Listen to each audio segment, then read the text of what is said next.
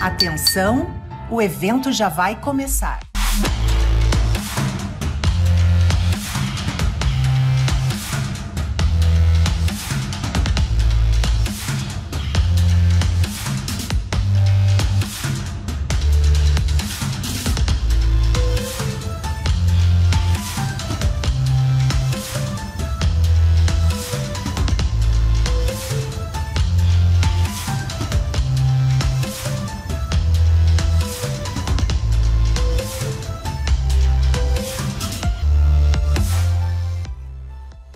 É com grande satisfação que a SIC Caxias realiza a primeira edição da RA SIC Caxias de 2025. Este evento tradicional da entidade reúne gestores, executivos, líderes de negócios em ambiente de aprendizado, inovação e networking, com o objetivo de fomentar o crescimento e o desenvolvimento de todos, principalmente da comunidade empresarial. O tema dessa edição é Rio Grande do Sul do Futuro, Perspectivas para 2025. E damos boas-vindas ao nosso palestrante, o governador do Rio Grande do Sul, Eduardo Leite. Agora, nos telões, as marcas patrocinadoras e apoiadoras da RA SIC Caxias 2025.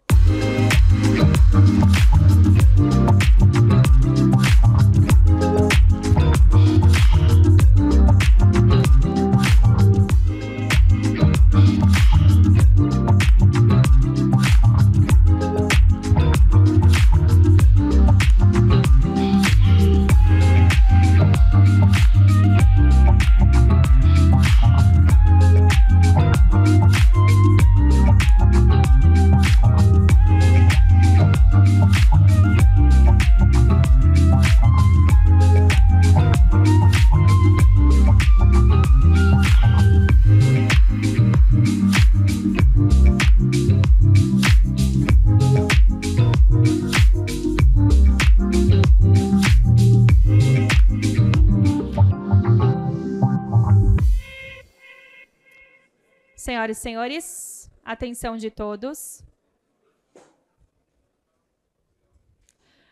Nesse momento, damos início ao ato de lançamento da obra de duplicação da ponte sobre o Arroio Tega. De imediato, passamos a palavra ao senhor secretário de Estado da Reconstrução Gaúcha em exercício, Gabriel Fajardo.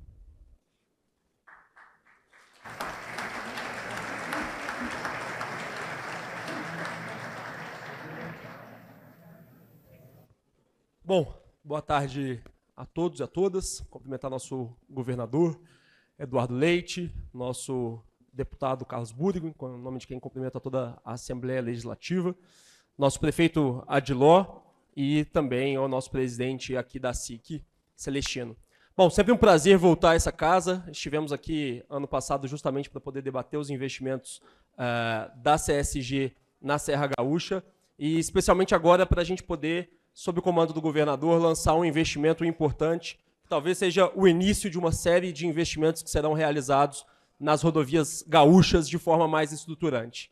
Nós estamos falando de 50 milhões de investimentos que começaremos com a ponte sobre o Rio Tega, mas que vão certamente proporcionar obras que são muito esperadas pela Serra e que servem de exemplos de como que o aumento da infraestrutura, a sua ampliação e capacidade também servirão para aumentar a competitividade e o retorno da produção aqui para a região. Acho que essa concessão, governador, exemplifica muito como que a parceria público-privada pode trazer investimento numa relação em que o Estado permanece como titular do serviço público e, sob sua orientação, fiscalizando, garantindo que esse investimento seja feito a tempo e a contento, mas que a gente também possa alavancar investimentos que, numa realidade outrora não tão distante, muito possivelmente o Estado não teria condição de fazê-lo. Então, sob sua liderança, a gente está hoje lançando um investimento, mas mantendo a nossa atenção a todo o ciclo que ainda precisamos cumprir nesse contrato, aos investimentos que ainda deverão ser feitos pela concessionária e, principalmente, triangulando essa relação também com os usuários, que têm um protagonismo fundamental para que a gente possa sempre legitimar esse investimento privado, ter licença social para poder atuar no território e construir soluções conjuntas. É isso que a Secretaria da Reconstrução Gaúcha estará sempre à disposição para poder fazer, e acho que os eventos climáticos de maio de 2024 assim o demonstraram. Sob orientação também do governador, nós decidimos suspender a cobrança de pedágio pelo prazo de 1 mês, em que o Estado adquiriu essa obrigação e adimpliu essa obrigação junto à concessionária, para que a gente possa sempre ter, em primeiro lugar, o usuário como centro das nossas atenções. Estamos sempre à disposição, prefeito, estamos sempre à disposição para poder voltar a essa casa e dialogar com todos a respeito dos investimentos que precisam ser realizados e a como que a infraestrutura serve às pessoas, e não ao contrário. Obrigado. Gostaríamos de confirmar se o presidente da Caminhos da Serra Gaúcha, da CSG, Ricardo Pérez, se encontra. Não?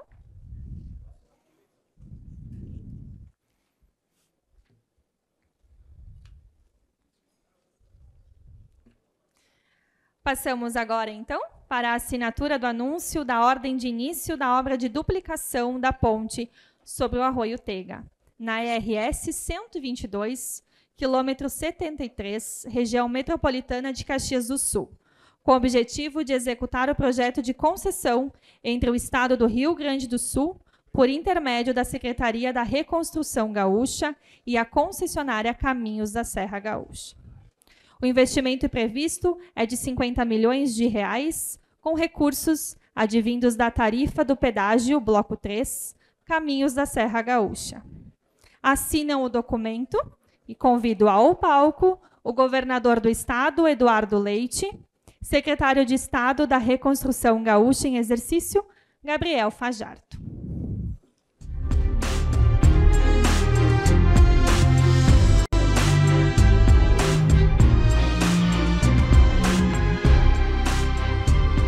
Convidamos ao palco também o prefeito de Caxias do Sul, Adilóide Domênico, o presidente da SIC Caxias, Celestino Louro, e os parlamentares aqui presentes, por favor, para uma foto.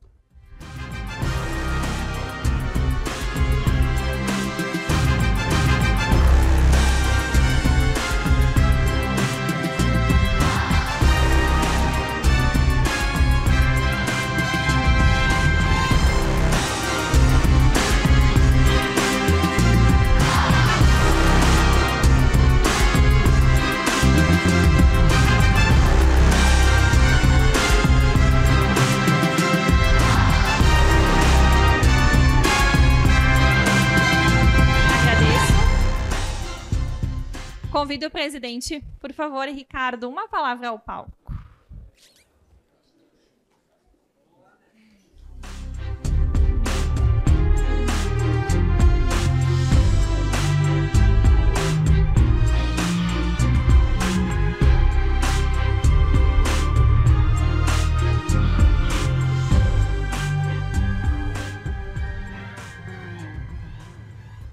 Olá, bom dia. Bom, CSG está aqui presente nesse evento. A gente agradece aqui a presença do senhor governador, as demais autoridades, também, logicamente, a SIC pela cessão aqui do espaço, para aproveitar esse evento. O que a gente gostaria de dizer é que esse evento para a CSG ela é muito impactante, é muito marcante. Talvez para, quem sabe, o governador seja um evento comum, mas para a CSG é uma obra muito marcante. A gente tem por missão investir na nossa concessão aproximadamente 5 bilhões de reais. Essa ponte representa 50 milhões de reais.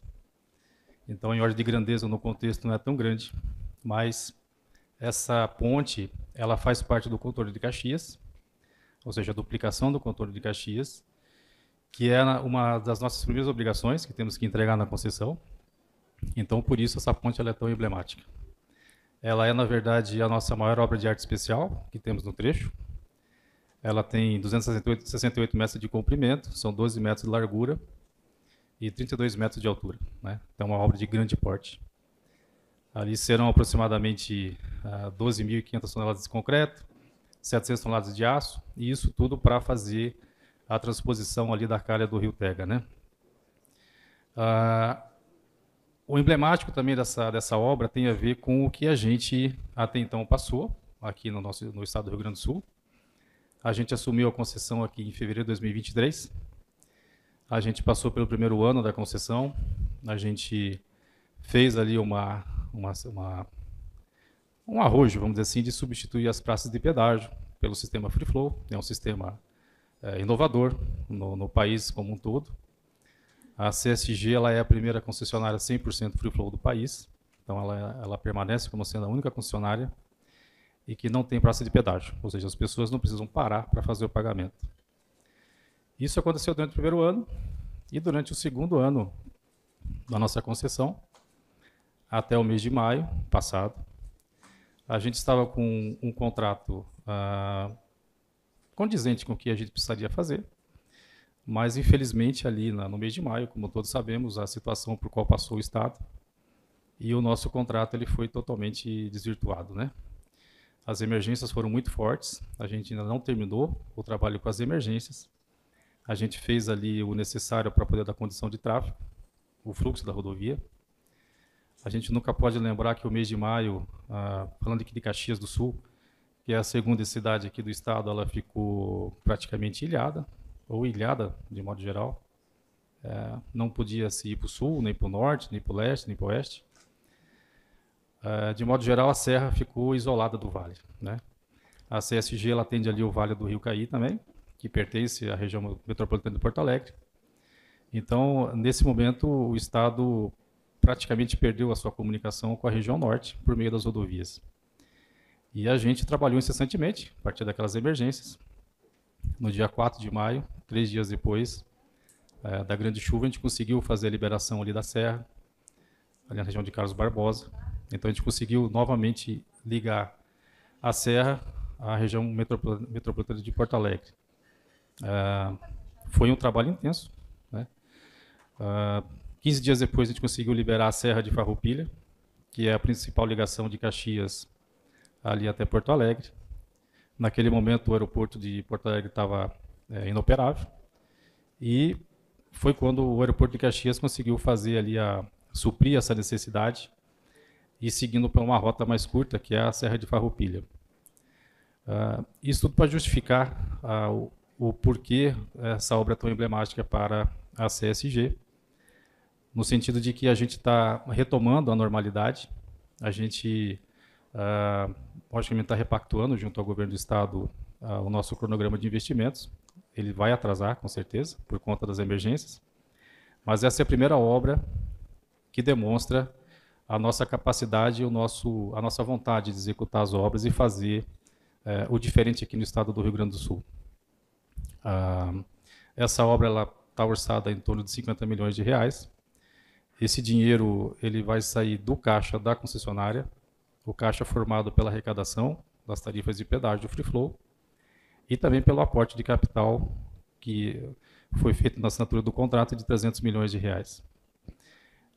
Então, é por isso que a gente entende que essa obra é tão emblemática e esse evento aqui na SIC, entendemos que é muito oportuna e a gente consegue anunciar realmente uma obra que vai ser entregue para a população em breve e na sequência virão, obviamente, muitas obras a mais. Muito obrigado.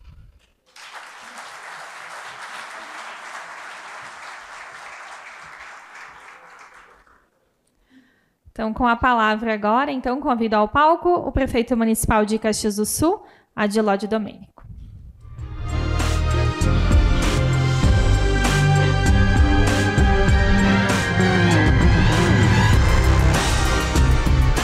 Muito bom dia, senhoras e senhores. Quero saudar o nosso excelentíssimo governador, Eduardo Leite, agradecer a sua presença.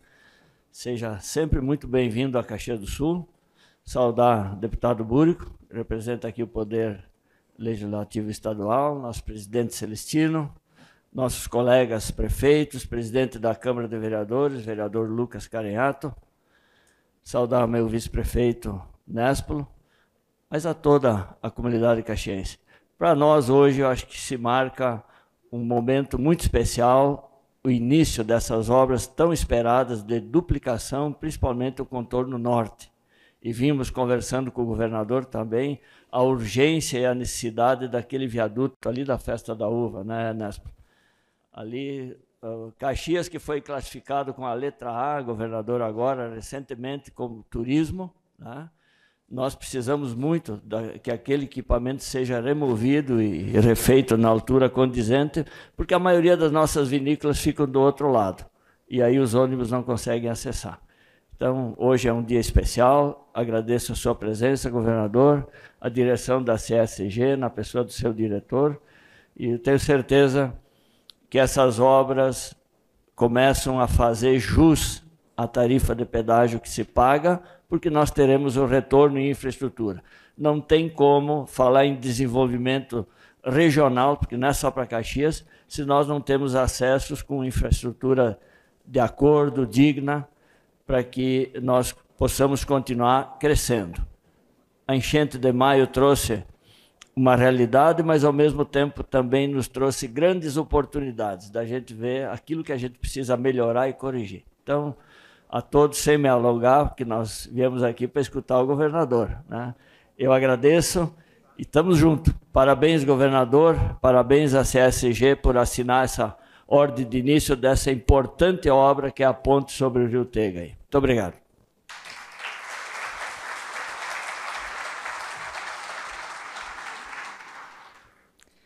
Agora daremos continuidade ao cerimonial da RA SIC Caxias. Para a saudação, convidamos ao palco o presidente da SIC Caxias, Celestino Oscar Louro.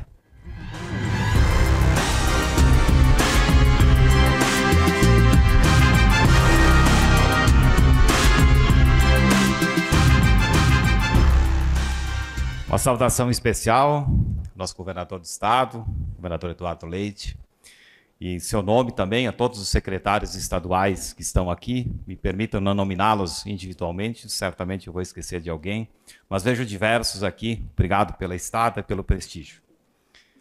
O prefeito Adilode Domênico, e em seu nome também todos os prefeitos aqui da região, vejo diversos aqui, São Marcos, nossa querida Flores da Cunha, Bento Gonçalves, perdão se eu esqueço de alguém aqui que eu não esteja vendo. Bem-vindos, sintam-se abraçados. Nosso presidente da Câmara, Lucas Carenhato, bem-vindo, sua primeira estada aqui enquanto presidente, que a sua presidência seja exitosa e seja de consensos.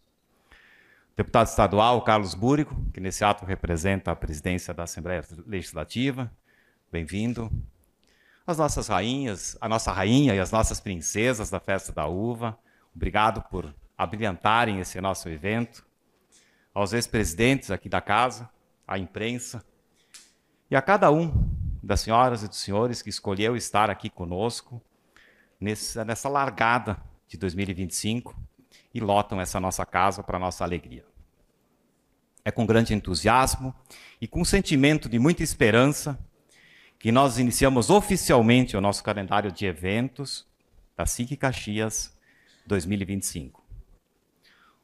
Com o que já se tornou uma tradição, né, governador? Nós brincávamos há pouco, o senhor estar aqui presente para dar esse pontapé inicial em toda essa jornada do ano de 25. Muito nos orgulha dizer que a nossa reunião almoço, a nossa RA, é um ponto de convergência da nossa semana. É um compromisso nosso de trazer assuntos da atualidade e de relevância que o movimento empresarial utiliza para formar consensos e procurar o desenvolvimento da nossa Caxias e de toda a nossa região.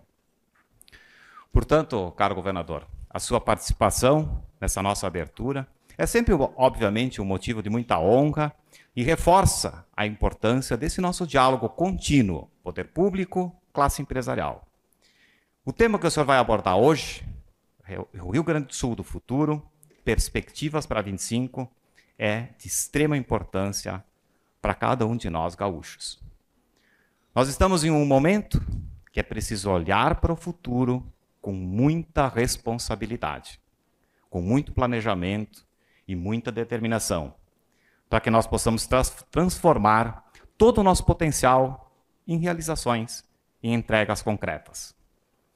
A sua vinda representa muito mais do que um momento de palestra, mas também a oportunidade de conexão com toda a nossa comunidade empresarial e a comunidade em geral, de interação da sua equipe, de trabalho com as lideranças aqui da região, de escuta in loco, das nossas necessidades e dos rumos que cada um de nós espera para o nosso querido Rio Grande. Em tudo aquilo, mas não só, que diz respeito ao desenvolvimento econômico do Estado. Nesse sentido, permita-me destacar algumas questões que nós consideramos essenciais para o desenvolvimento de Caxias, da nossa região e de todo o nosso Estado. A infraestrutura da Serra continua sendo um dos maiores desafios para o nosso pleno aproveitamento dos potenciais da nossa indústria, do nosso turismo e da nossa economia como um todo.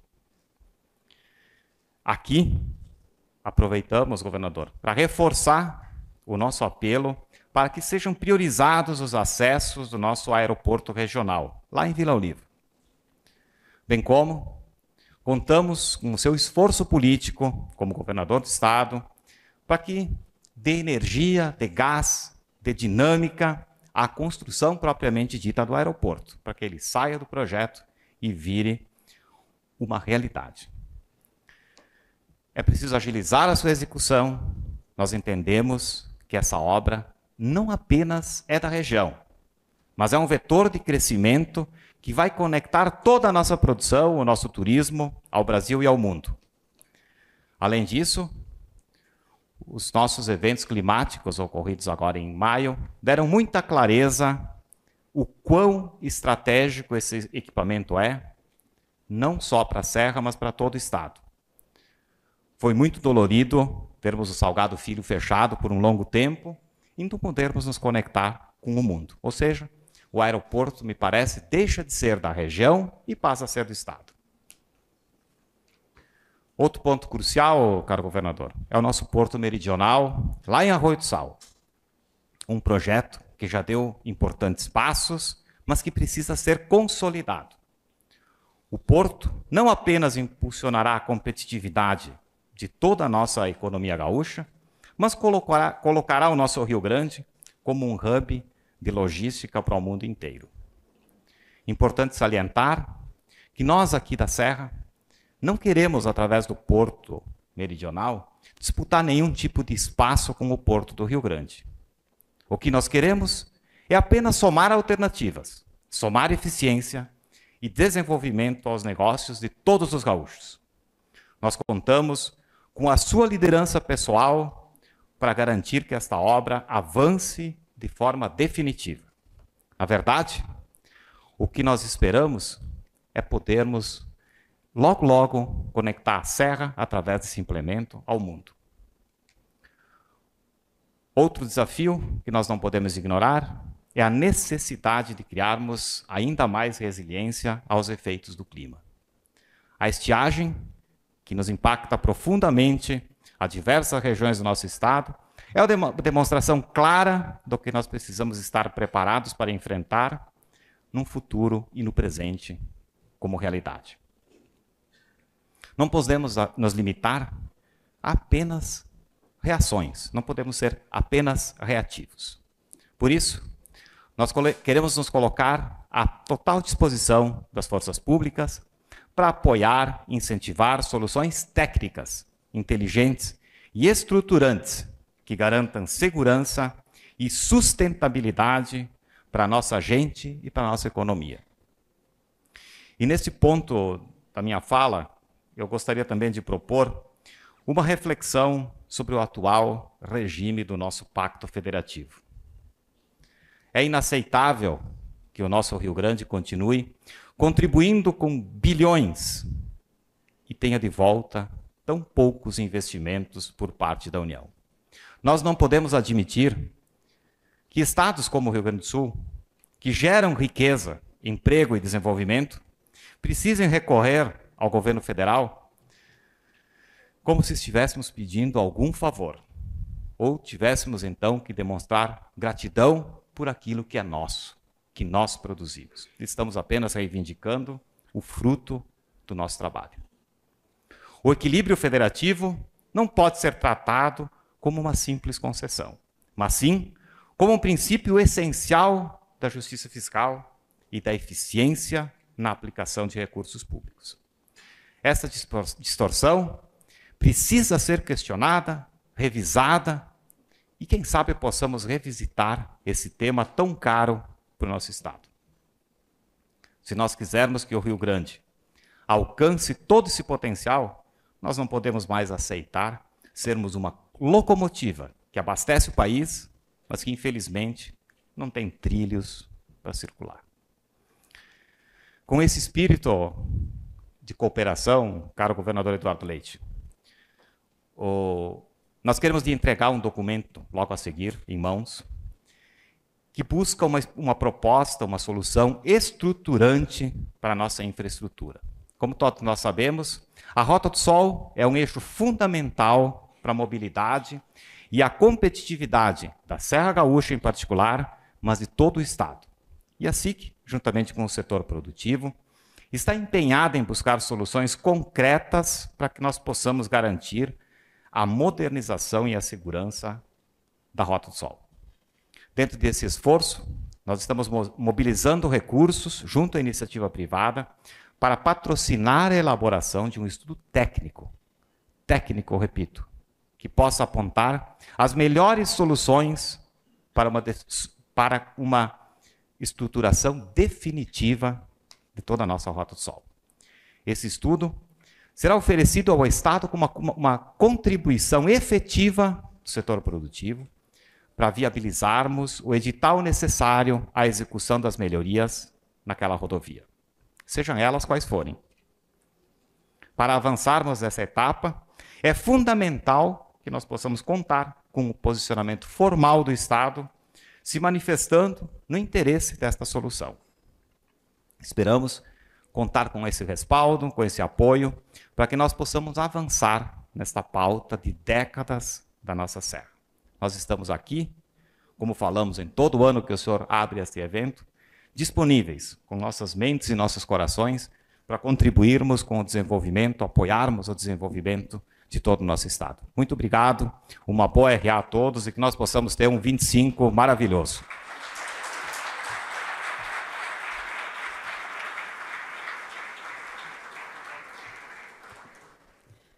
Para formalizar, então, a entrega desse documento, convidamos ao palco o governador do Rio Grande do Sul, Eduardo Leite, o secretário da Reconstrução Gaúcha em exercício, Gabriel Fajardo, secretário-chefe da Casa Civil, Arthur Lemos, o deputado estadual, representando a Assembleia Legislativa, Carlos Búrigo, e os vice-presidentes da SIC, Eduardo Michelin e Dalice Manchini.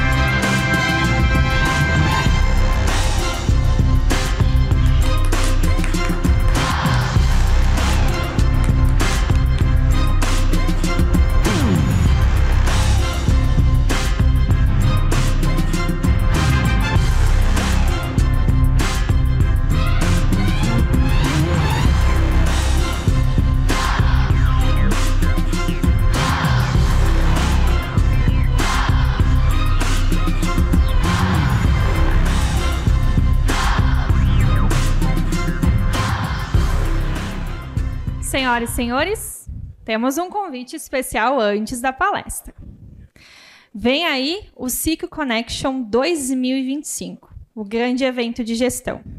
A segunda edição do evento reunirá mentes visionárias e criativas para uma missão inspiradora sobre gestão, inovação, transformação empresarial e o mundo dos negócios. Adquira já seu ingresso e participe de uma jornada enriquecedora, com visão privilegiada de tendências e melhores práticas para estratégias bem-sucedidas. O evento ocorre de 25 e 26 de junho, das 14 às 18 horas, no UX Teatro, em Caxias do Sul. Confiram o vídeo de divulgação do evento.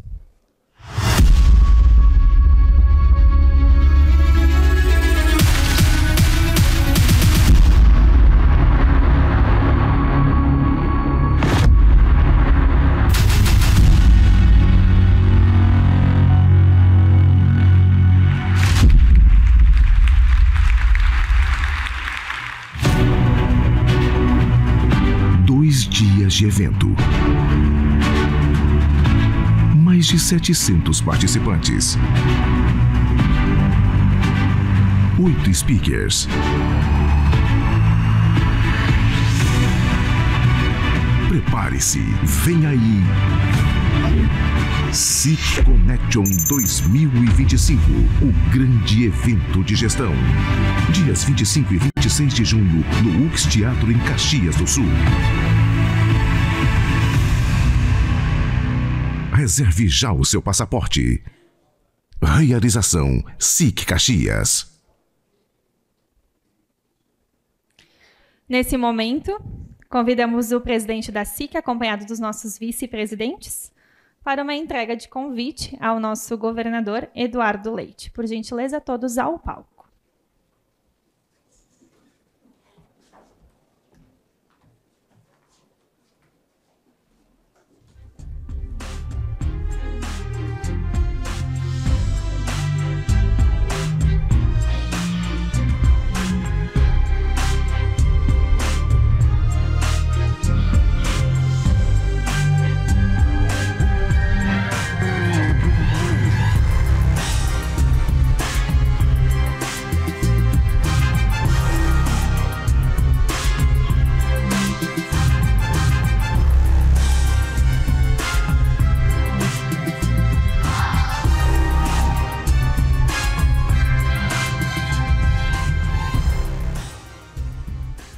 De imediato, passo a palavra então para o nosso palestrante, o governador Eduardo Leite, para a sua apresentação. Muito bom dia a todos. Isso é a fome, na verdade. Mas vamos servir comida para eles agora, né? Não me deixem uma plateia com fome, por favor, aqui, que senão o pessoal fica mal-humorado e aí eu vou ser vaiado aqui no final.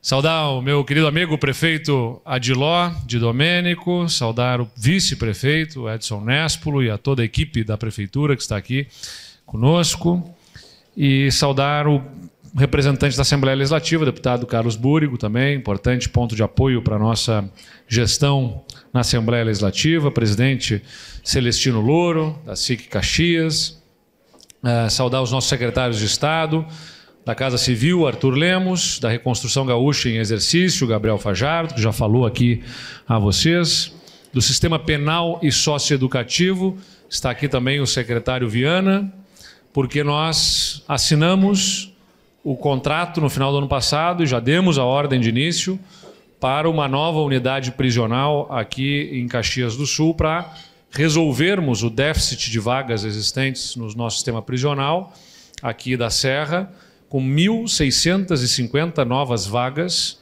e é muito importante destacar isso dentro da estratégia da segurança pública, porque quando a gente fala na construção de um presídio, eventualmente existem reações em relação a isso, daqueles que ou não querem o presídio ou daqueles que acham que não se justifica o investimento, mas é sempre muito importante lembrar que não existe prisão perpétua, não existe pena de morte no Brasil. Todo o apenado volta ao convívio social. Então, nós precisamos ter espaços em que a gente consiga trabalhar efetivamente uma perspectiva de ressocialização. E, de outro lado, não adianta colocar num espaço em que lá de dentro consigam operar o crime aqui fora. E as nossas unidades prisionais, por conta da falta de investimentos historicamente, né, estavam colapsando. Nosso sistema prisional gaúcho estava à beira do colapso. Aliás, vocês lembram, quando nós assumimos o governo, havia presos em viaturas no Estado. Né? E o Presídio Central de Porto Alegre, denunciado na Comissão de Direitos Humanos da OEA, a Organização dos Estados Americanos, por conta de violação a direitos humanos e, mais do que isso, porque lá dentro as facções criminosas dominavam completamente as galerias, recrutando, né, criminosos para os seus grupos. Então, esse investimento que nós estamos fazendo aqui em Caxias do Sul, assim como assinamos um contrato novo para uma nova unidade prisional também lá em Rio Grande, Passo Fundo, São Borja e a PPP que nós estamos fazendo para um presídio em Erechim, vão robustecer o nosso sistema prisional, onde já temos investimentos também no Presídio Central de Porto Alegre, na Penitenciária Estadual de Charqueadas e nos investimentos que fizemos na penitenciária de alta segurança, de Charqueadas também, para que nós consigamos ter ainda maior inflexão na queda dos crimes aqui no Rio Grande do Sul. Saudar o secretário de Desenvolvimento Econômico, Hernani Polo, deputado que está conosco no nosso governo, nos ajudando numa pauta tão importante, que é, né, toda a articulação com setores produtivos. Presidente da CSG, a Caminhos da Serra Gaúcha, Ricardo Pérez. Nós acabamos aí de assinar, então, a ordem de início das obras, né, que estão iniciadas da ponte sobre o Arroio Tega, e ele marca também esse início de uma duplicação que pega este contorno rodoviário aqui de Caxias do Sul e que tem a perspectiva nesse contrato também de até o ano que vem encaminharmos a entrega da duplicação do trecho entre Farroupilha e Garibaldi, né, e Bento Gonçalves, e também outros trechos em Montenegro e em São Vendelino. E ao longo dos anos seguintes, né, até o 7º ano do contrato, a gente deve ter a maior parte dos investimentos em obras de duplicação, que vão permitir aqui quase 5 bilhões de reais em investimentos em infraestrutura. É algo sem precedentes, né, para o Estado, e que tem uma virada de chave aqui para a região, como dizia o presidente Celestino, porque a última grande obra de infraestrutura para a região foi a duplicação entre Caxias do Sul e Farroupilha, possivelmente, que tem algo mais de 30 anos aí de obras feitas. Então, a gente abre uma perspectiva, né, nem uma perspectiva, uma realidade, né, que está se encaminhando para duplicações de infraestrutura crítica para uma região tão produtiva, tão forte, tão vibrante como é a nossa Serra Gaúcha. Saudar o presidente da Câmara Municipal de Vereadores, vereador Lucas, e todos os parlamentares estaduais, os demais prefeitos municipais, prefeito Diogo, que estava conosco agora quando demos a ordem de início, né? Eu vim para a Serra aqui, começando a minha agenda em Bento Gonçalves, celebrando o início das intervenções de desassoreamento de rios, arroios, córregos, em que o Estado do Rio Grande do Sul está investindo 300 milhões de reais em maquinário para fazer essa limpeza de córregos, canais e arroios e assim garantir melhor condição de fluxo das águas e evitarmos novas enchentes nessas comunidades. 154 municípios do Estado apresentaram projetos para o governo do Estado e nós firmamos esses convênios. E as intervenções que estão começando hoje em Bento Gonçalves foram simbólicas do que vai acontecer em 40 frentes simultâneas no Estado, para que nos próximos meses nós consigamos, então, concluir este roteiro nos 154 municípios habilitados para esse programa de desassoreamento.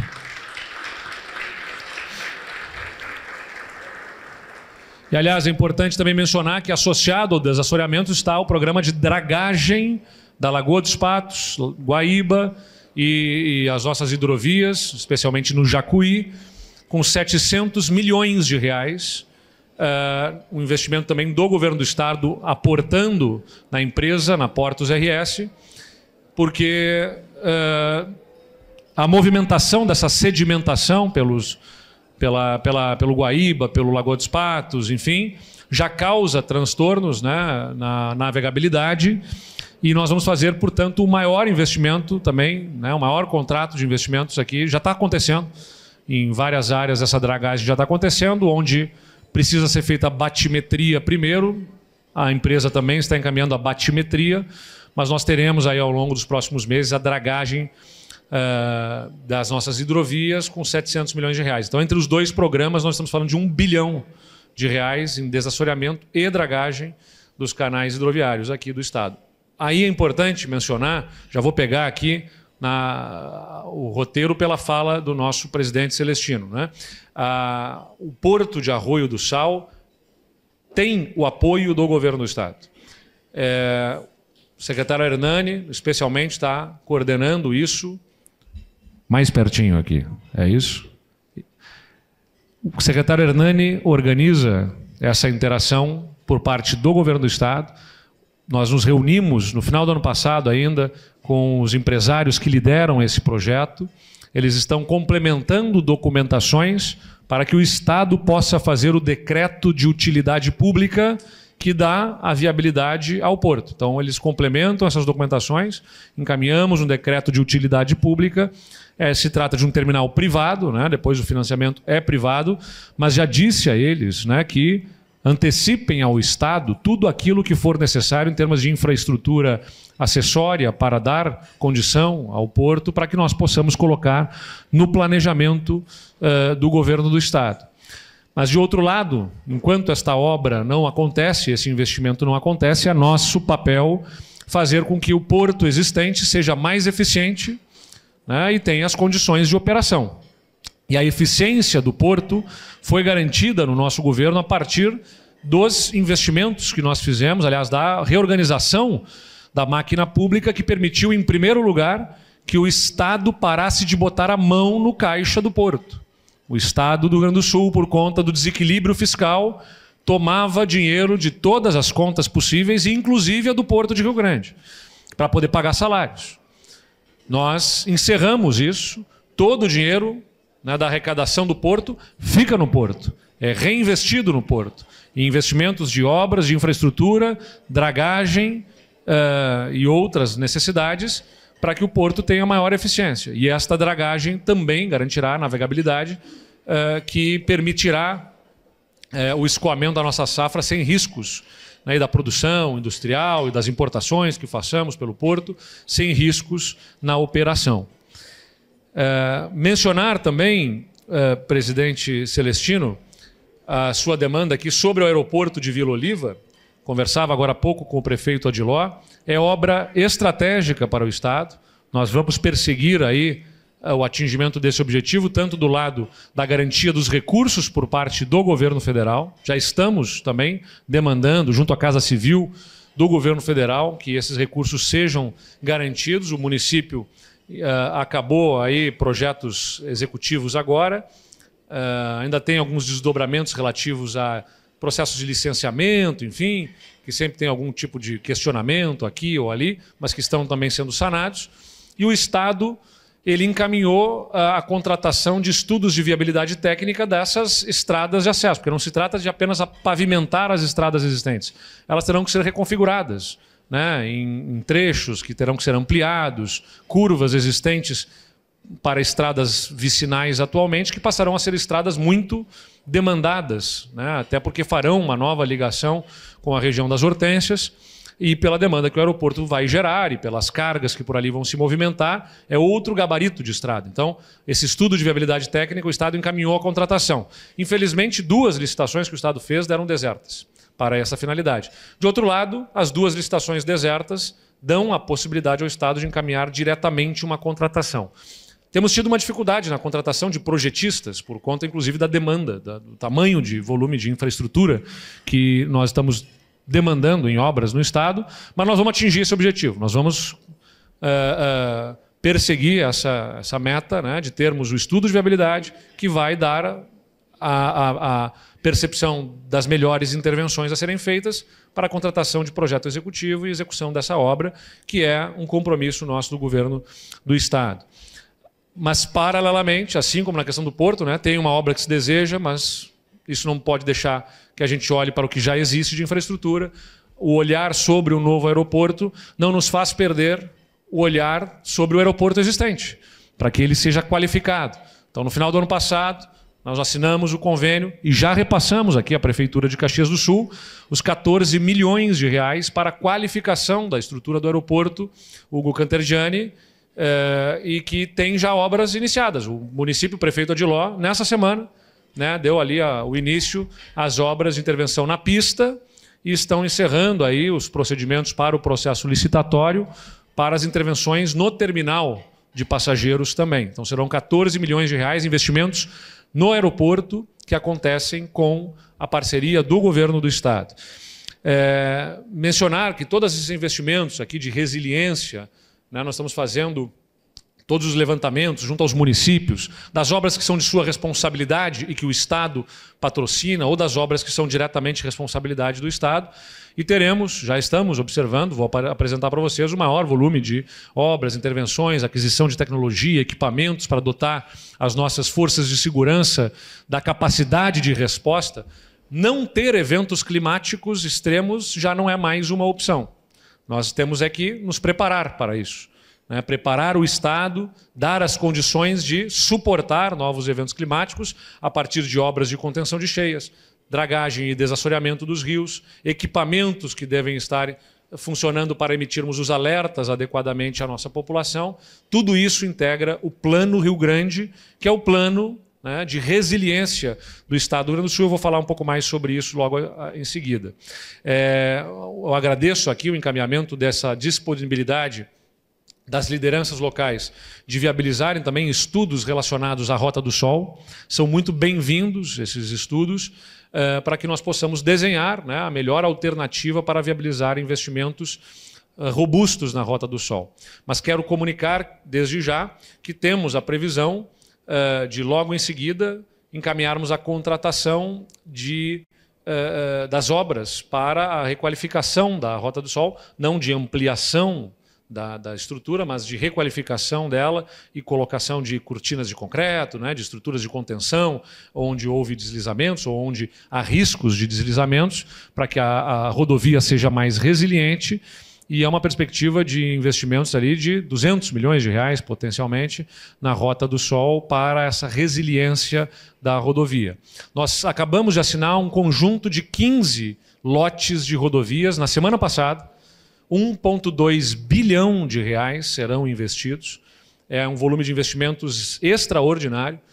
Mas nesses 15 lotes estão aquelas rodovias que a análise técnica do governo do Estado aponta são as incontroversas em termos de emergência, por conta de rompimentos, de trechos, de pontes que têm que ser refeitas, galerias que vão ter que ser implantadas ou de contenção de encostas que precisam ser resolvidas emergencialmente para que pudéssemos adotar os procedimentos mais céleres, mais expeditos de contratação. Se tentássemos colocar absolutamente tudo nesse mesmo formato de contratação, provavelmente teríamos dificuldades com órgãos de controle. Então nós tivemos que apartar essas rodovias para as quais nós precisávamos desenvolver anteprojeto básico para podermos ter os termos de referência para encaminhar a contratação. Então, por isso, esse tempo desde a calamidade até aqui. Mas agora já estão contratadas as empresas, elas desenvolvem projetos executivos e encaminham as execuções de obras. Entre elas está, nesses lotes, a execução de uma obra de um trecho, o deputado Búrigo estava aqui lembrando a mim isso, que serviu como alternativa durante bloqueios aqui na região, que é o trecho entre Vila Flores e Antônio Prado. Uma pavimentação que sairá com investimento de 130 milhões de reais, mais ou menos, para um trecho importante também aqui na região, entre outras obras que estão contempladas nesse 1 bilhão e 200 milhões de reais. Mas eu vou fazer aqui nesse meu preâmbulo, prometo que vou ser rápido depois aqui na apresentação, mas no preâmbulo dizer a vocês que a fala do Celestino aqui sobre pacto federativo, ela precisa ser reforçada. O Brasil tem um cacuete de Estado unitário. Diferentemente dos Estados Unidos, aqui dizem, eu me lembro de ter lido uma vez um artigo que dizia exatamente isso. A nossa federação foi centrífuga, do centro para a periferia, enquanto a dos Estados Unidos centrípeta, ou seja, estados autônomos que resolvem se unir e formar, unir-se e formar um país, mas estados com autonomia. Aqui não, aqui era um estado unitário que, no século XIX, quando havia muitas revoltas, inclusive a nossa, da Revolução Farroupilha, para se manter unido, o poder central passa para as partes algum grau de poder em nome de tentar manter a unidade que foi alcançada, essa unidade do país. Mas insiste sempre o poder central em passar por cima das partes. Nós estamos, inclusive, agora durante uma discussão da PEC da segurança pública, em que nós estamos, os estados, muitos estados, inclusive eu aqui, justamente demandando que de maneira alguma se permita ter pela União ingerência sobre polícias estaduais. Isso nós não admitimos. Nós desejamos coordenação. É importante ter processos unificados, coordenação de esforços.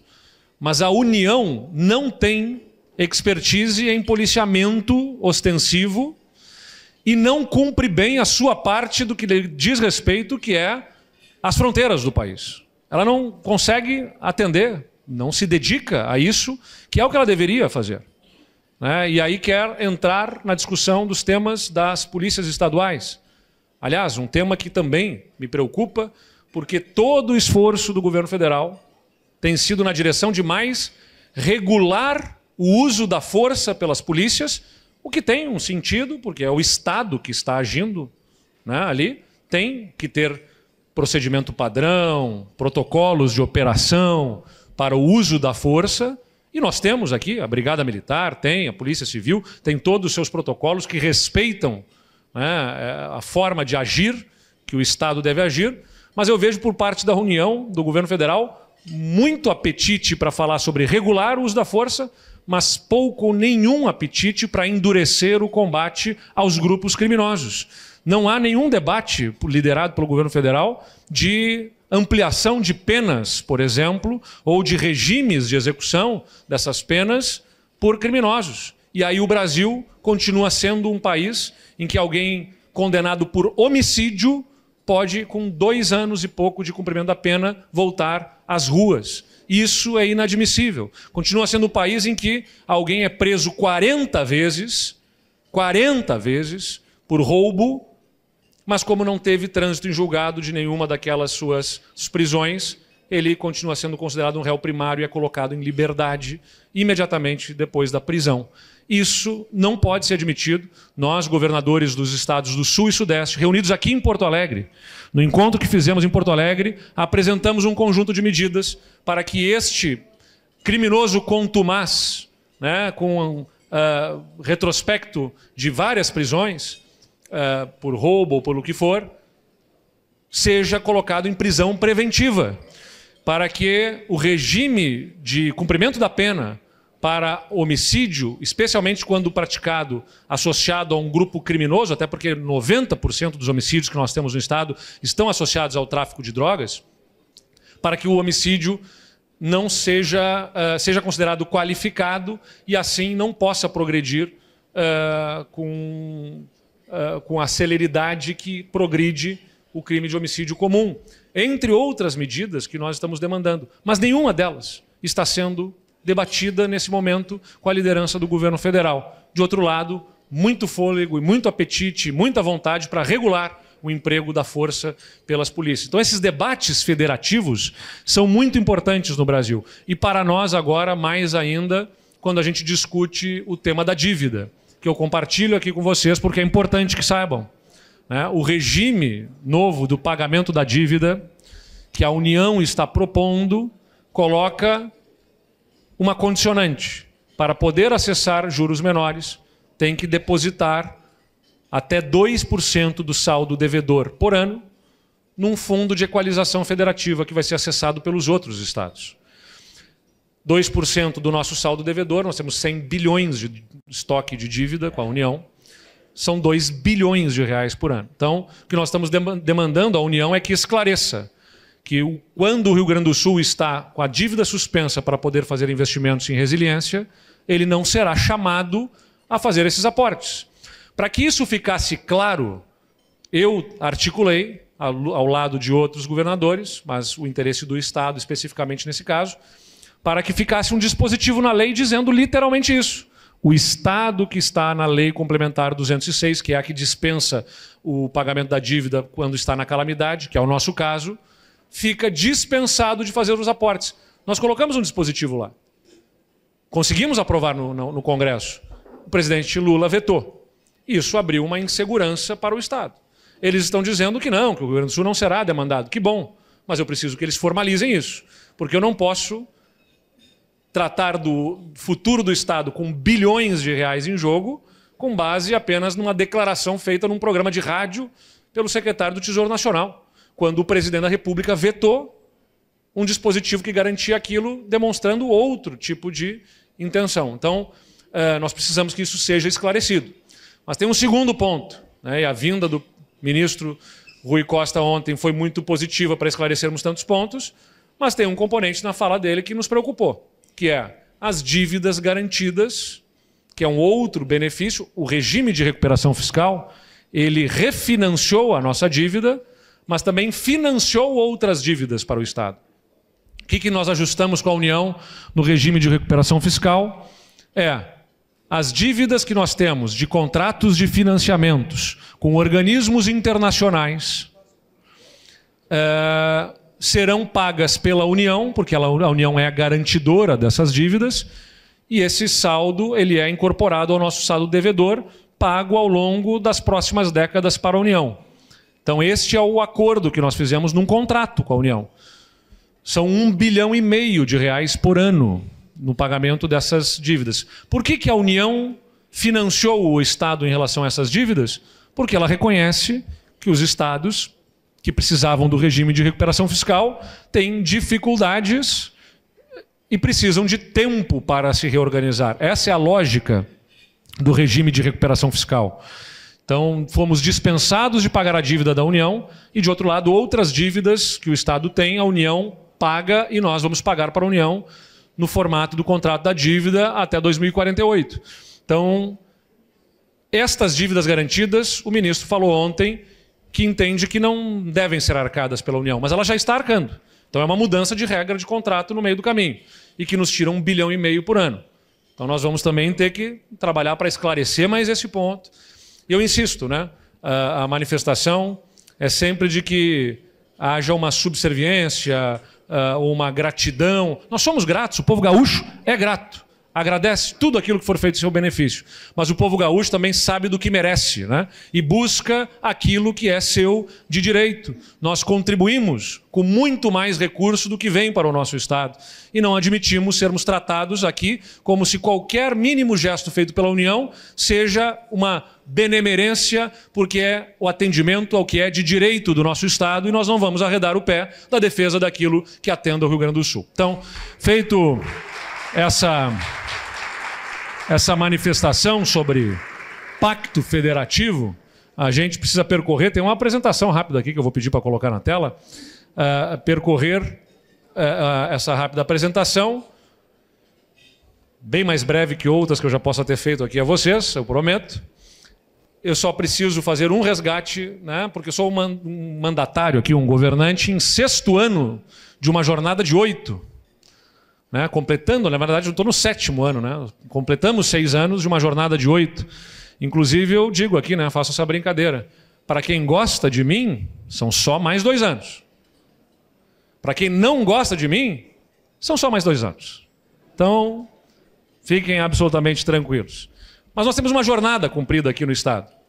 E ao longo desses anos, a gente precisou encaminhar soluções para problemas estruturais do Estado. Muitos não foram resolvidos simplesmente, nós conseguimos transformá-los em algo com que a gente consegue conviver, mas que ainda estão lá e merecem atenção. É o tema da dívida, é a déficit da Previdência, é o nosso estoque de precatórios que tem que ser liquidado. São temas estruturais. Mas eu quero ressaltar que quando o Rio Grande do Sul, a partir da liderança do governador Sartori, optou por trazer os problemas para a mesa e parar de colocá-los para debaixo do tapete, porque esse, né, é um mérito que não se pode tirar do governador Sartori, trouxe os temas para serem debatidos, encarar os problemas estruturais do Rio Grande do Sul e passarmos a debater os problemas e as suas soluções. Nós precisávamos percorrer, então, esta jornada. Privatizações, reformas, reorganização da máquina para botar salários em dia, pagamento a fornecedores em dia e abrir espaço para investimentos. Vou dar apenas um resultado de tudo isso, que transmite assim com clareza o que nós viramos de chave. Em 2019, o Estado tinha quase 80%, era 79,6% da receita corrente líquida consumida com despesa de pessoal. 80% da receita corrente do Estado, pessoal, e encargos, né, relativos a pessoal. Ano passado, nós fechamos com 61% nessa mesma despesa com pessoal. Então, esta redução de despesa com a máquina pública, a partir de reformas estruturantes que nós fizemos, elas permitiram essa retomada de capacidade de pagamento dos compromissos e abriu espaço para os investimentos. Foram desgastantes. Quando a gente reformou a carreira de professores, planos de cargos e salários da polícia, quando nós tivemos que chamar aposentados para contribuir com a Previdência, isso nos trouxe 10 mil manifestantes na frente do Palácio Piratini e da Assembleia Legislativa. 10 mil manifestantes. Então é muito fácil, depois do jogo jogado, tudo que a gente fez aqui, conseguiu alcançar, né? Tudo isso vai ficando para trás, não é lembrado, e parece que foi fácil chegar aqui. Mas nós fizemos a lição de casa. E isso traz o Rio Grande do Sul para uma nova perspectiva. Como eu sempre disse, já falei nesse ambiente, soltamos uma bola de ferro que nos amarrava pelo tornozelo e a gente consegue se movimentar em direção ao futuro. Mas nós tivemos ainda nesse curso todo, tem água aqui, muito obrigado, nesse curso dessa história toda ainda, a pandemia e 3 anos em 6 de estiagem severa no nosso Estado. Como eu falei para vocês, reformas, privatizações, só a privatização da CE, que sempre traz a discussão sobre a Equatorial e dificuldades, eu sempre digo, a privatização não é uma panaceia, a privatização não resolve todos os problemas, mas seguramente aquela empresa pública não atendia aos interesses do Estado, porque nem ela conseguia investir e ainda tirava do Estado R$1 bilhão por ano de ICMS, que ela cobrava da conta dos contribuintes, mas não passava para o Estado porque a empresa estava colapsando. Isso é dinheiro da saúde, da educação, dos investimentos na segurança, da infraestrutura, das regiões que nem atendidas pela CE são, mas que acabavam sendo também penalizadas porque o Estado estava perdendo R$1 bilhão por ano. Passou a entrar R$1 bilhão por ano aqui por conta dessa privatização. Fora as receitas das privatizações propriamente ditas. E com isso a gente abriu o maior pacote de investimentos na história do Estado, que foi o programa Avançar, R$6,5 bilhões que estão financiando tantas obras e intervenções pelo Estado. Por exemplo, as 227 moradias que estão sendo construídas aqui em Caxias do Sul, num convênio que fizemos com a Prefeitura, 227 casas, para quem mais precisa. Nunca, acho que o Estado fez moradia nessa condição aqui em Caxias, raramente fez pelo Estado todo. Nós temos milhares de unidades contratadas no Estado com moradias dignas para famílias mais pobres no Estado. E aí tivemos um novo ponto de partida para esse mandato de 2023 para cá, onde o nosso plano de governo, me perguntavam sempre naquele momento, qual é a prioridade dessa agenda, governador? Eu digo, agora que o Estado consegue melhor conviver com seus problemas, no presente consegue atender às demandas básicas da população com melhor qualidade, e avançamos na segurança, na saúde, na educação, com um monte de coisa para fazer, certamente, mas avançamos. Vamos olhar para o futuro. E o futuro está na educação, a gente precisa formar capital humano com qualidade e num plano de desenvolvimento econômico para o Rio Grande do Sul. Mas, naturalmente, nada é fácil para nós. Vem estiagem em 2023, sucedido por enchentes no final do ano, e em 2024, maior catástrofe climática já vivenciada por um Estado brasileiro, que eu não vou repetir os números que vocês já conhecem. E isso, naturalmente, traz uma série de desafios para nós. Mas é importante falar sobre mudanças climáticas não apenas na perspectiva das enchentes, mas também das estiagens. Nós estamos aí já com algumas regiões sofrendo nas suas lavouras por conta da falta de chuvas. E ao longo dos últimos 20 anos, nós tivemos 6 estiagens severas. E esse gráfico justamente associa, no gráfico de cima, a produção de grãos, no gráfico de baixo, a variação do PIB, mostrando que há uma íntima conexão aqui entre o desempenho da nossa safra e o desempenho da economia gaúcha. Então é estratégico para o Estado que nós tenhamos maior blindagem da nossa safra, das nossas lavouras, em relação a períodos de seca. E também porque a irrigação aumenta a produtividade mesmo em condições normais para as diversas lavouras. Então é muito importante e nós temos políticas públicas voltadas a isso. Aqui está, né, o cronograma dos eventos climáticos que a gente vivenciou ao longo de um ano, né, desde junho de 2023 até maio de 2024.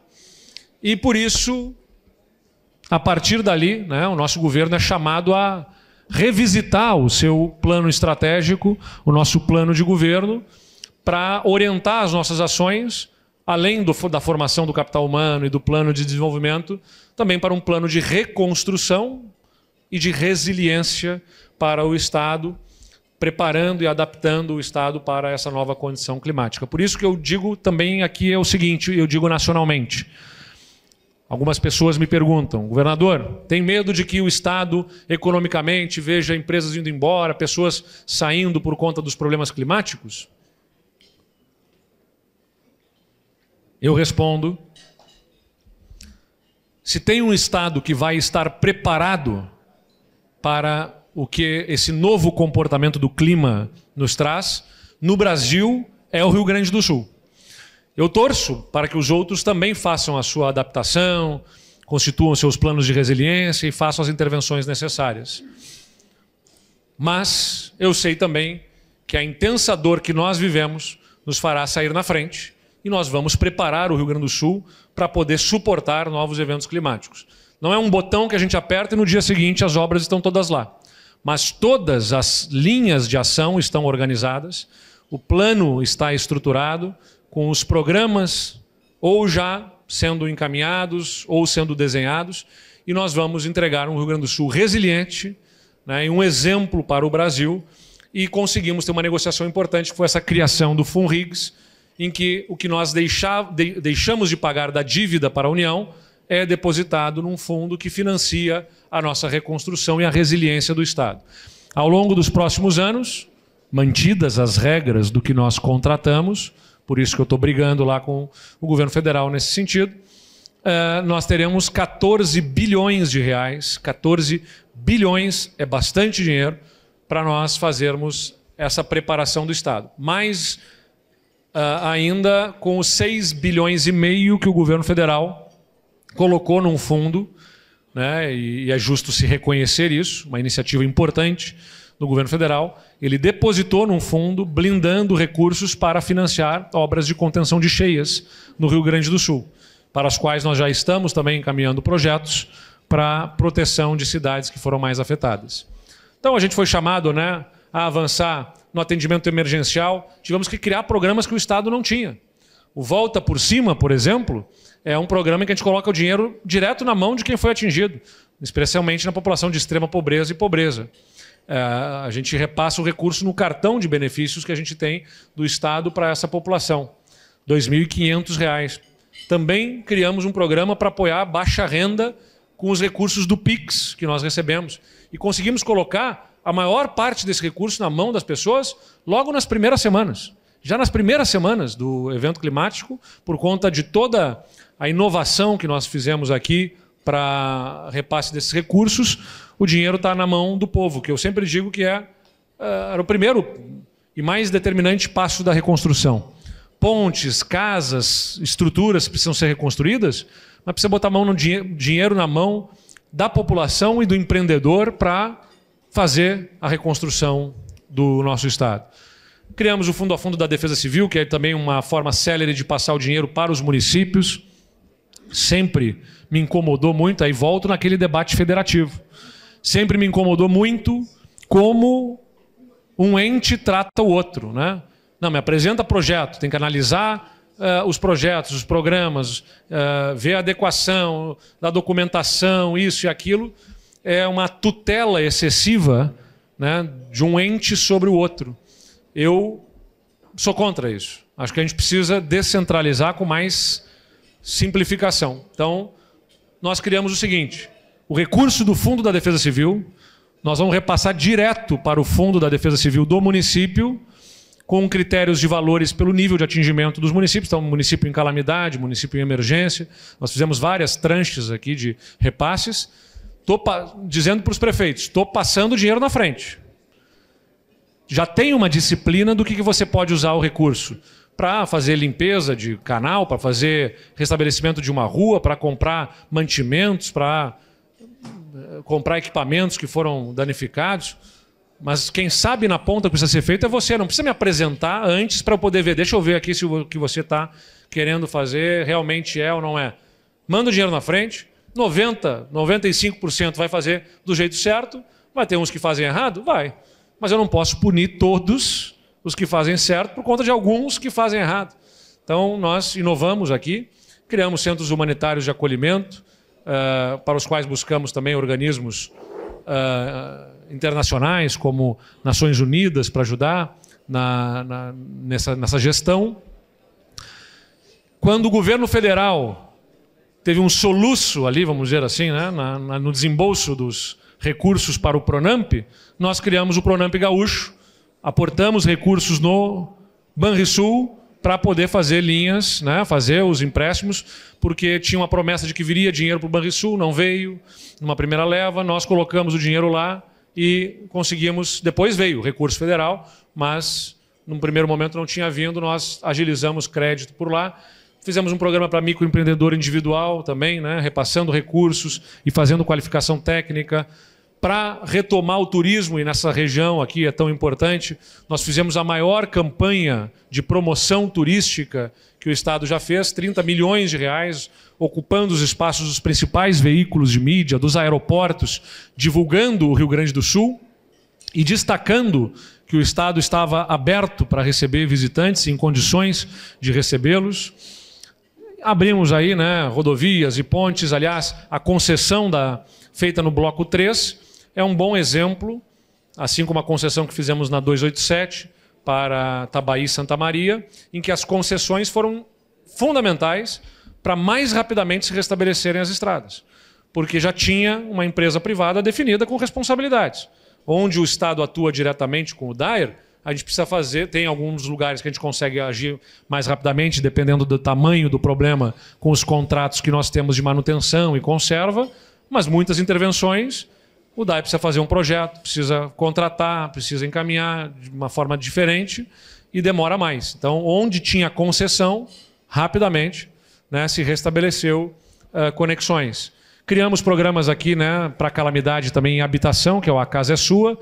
O Porta de Entrada vai turbinar também construções de moradias, especialmente, né, para baixa renda, porque é aquele público que tem dinheiro para pagar uma prestação de um apartamento, de uma casa, enfim, para comprar o imóvel, porque vive de aluguel e paga o aluguel, tem dinheiro para pagar a prestação, mas não tem dinheiro para dar entrada.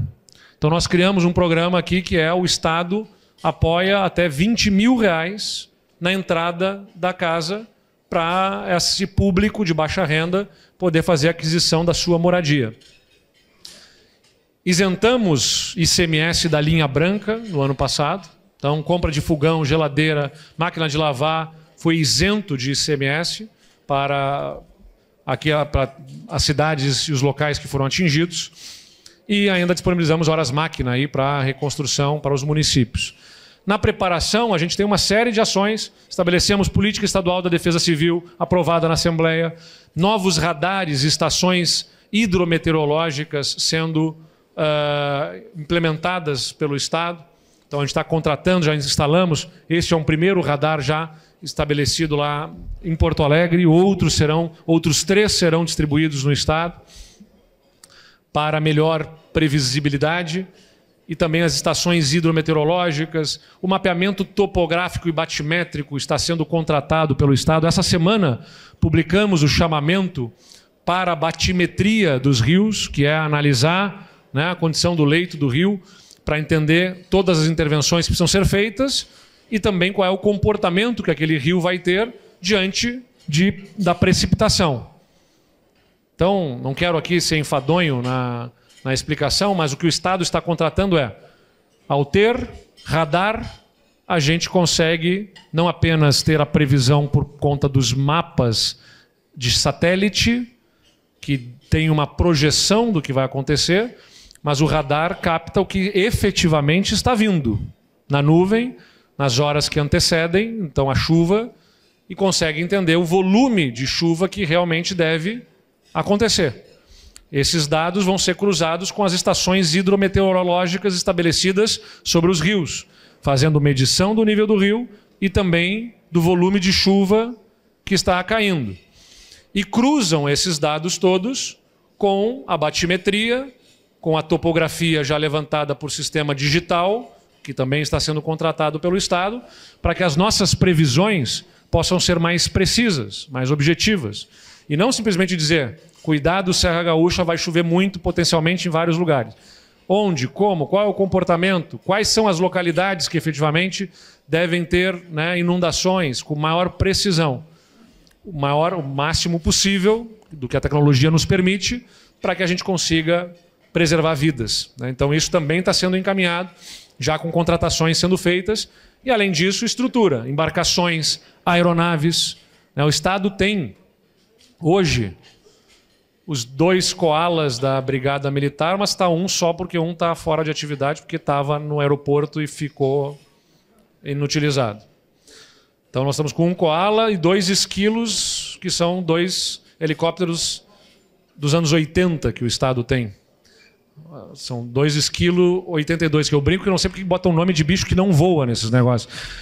Aí eu tenho que ficar andando no Koala e no esquilo. Esses bichos não voam, rapaz. Por que dão esse nome? Mas, enfim, depois tem o helicóptero dos bombeiros, que foi adquirido no nosso governo.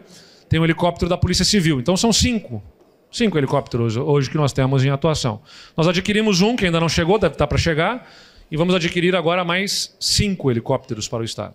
Isso revelou muito importante para o Estado, nos resgates, no atendimento às urgências.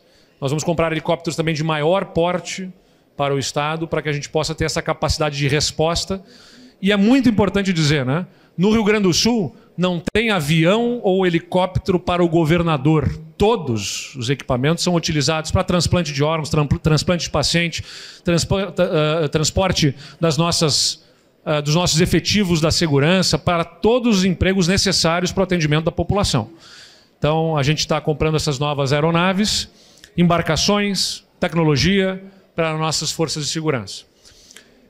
E o olhar sobre a resiliência, ele reside sobre como é que a gente consegue não apenas reconstruir, mas também ter infraestrutura de backup, redundância. Se eu perder essa ponte, eu preciso ter outra que atenda aquela comunidade.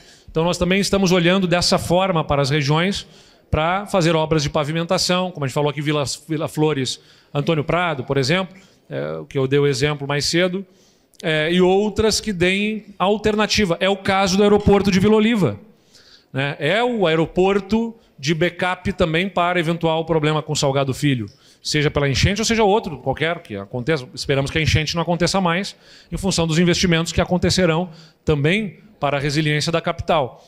Mas qualquer outro tipo de intercorrência, né? Se acontecer algo com o aeroporto, é importante que temos um backup. O backup é o de Caxias do Sul, para que nós possamos, para poder pegar água, mas muito obrigado. É bom quando tem alguém pensando na gente. Então, a gente olha para o aeroporto de Vila Oliva dessa condição. Ele é crítico, ele é fundamental como backup também, né? Já falei para o desassoreamento. Estamos fazendo revisão de planos diretores, apoiando municípios, especialmente no Vale do Taquari. sistema de proteção de cheias, Eldorado, Arroio Feijó, que pega a margem esquerda do rio Gravataí, na região metropolitana, Alvorada e Porto Alegre, Bacia dos Sinos, Bacia do Gravataí, estão sendo estudados e estamos aí também já com estudos encaminhados para a Bacia do Taquari-Antas. Então, todos esses sistemas de proteção contra cheias, para acessarmos os recursos do fundo que foi criado pelo governo federal e fazermos essas intervenções. Mas insisto com vocês, irrigação também é importante. Nós temos um programa em que nós atuamos em duas frentes. De um lado, tirar a burocracia para emissão de licenças para reservação de água.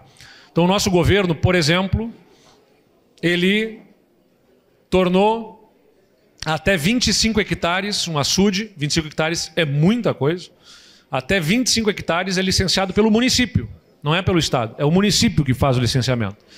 E não precisa fazer o licenciamento do pivô de irrigação, está dispensado, nós dispensamos essa licença. Então nós fomos desburocratizando, né?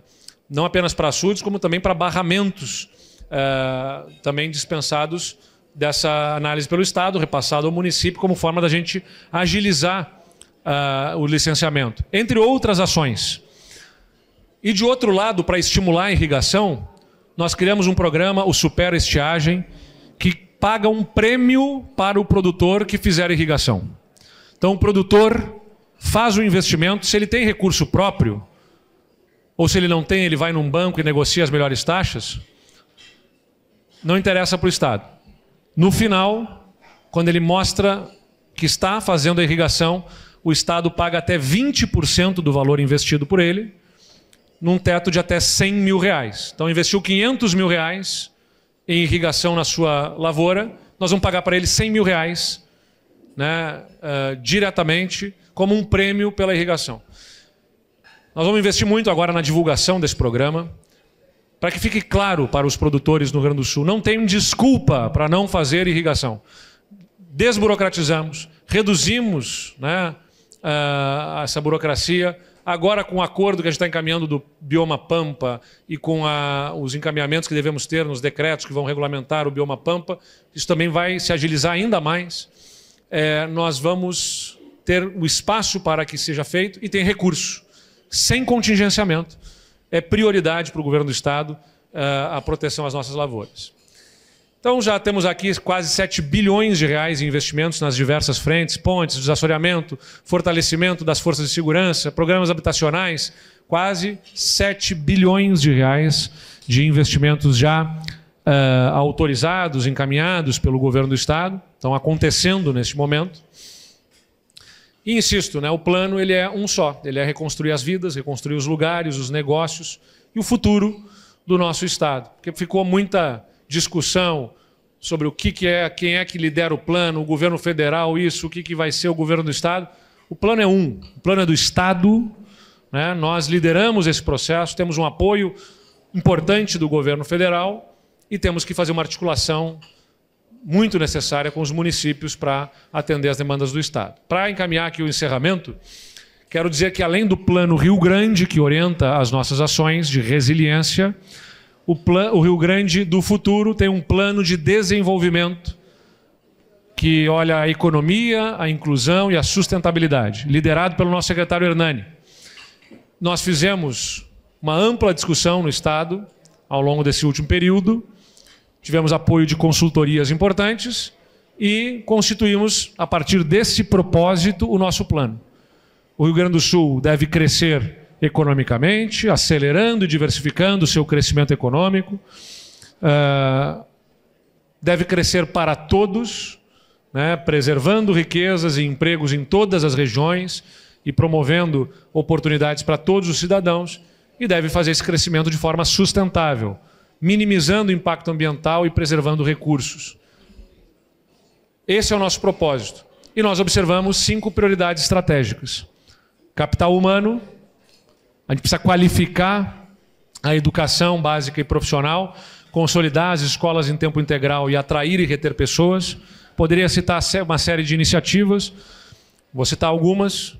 Nós estamos agora, esse ano vai ser o primeiro ano em que todos os jovens e crianças da rede pública estadual vão ter uniforme escolar gratuitamente. O Estado não tinha um programa de uniforme escolar. Nós vamos ter um programa agora com uniforme escolar para todas as nossas crianças, para melhorar o sentimento de pertencimento, o orgulho do estudante, das suas comunidades, o olhar para o estudante com destaque, para a segurança deles, para combater bullying, enfim, por uma série de iniciativas dentro da escola. Cito outro. O Rio Grande do Sul tinha, em 2022, final do nosso primeiro mandato, 18 escolas de tempo integral. Ele terá 300 escolas de tempo integral neste ano e nós vamos chegar até o ano que vem a 550 escolas com ensino em tempo integral. Então, um avanço enorme da educação do Rio Grande do Sul. O tempo integral é crítico. A gente já observou isso nos outros estados brasileiros que conseguiram obter bons resultados. Então, isso é fundamental, né, para o avanço. Estamos com outros programas, inclusive em parceria com a nossa rede comunitária das universidades para formação de professores. Acho que a UC está dentro aqui também, né?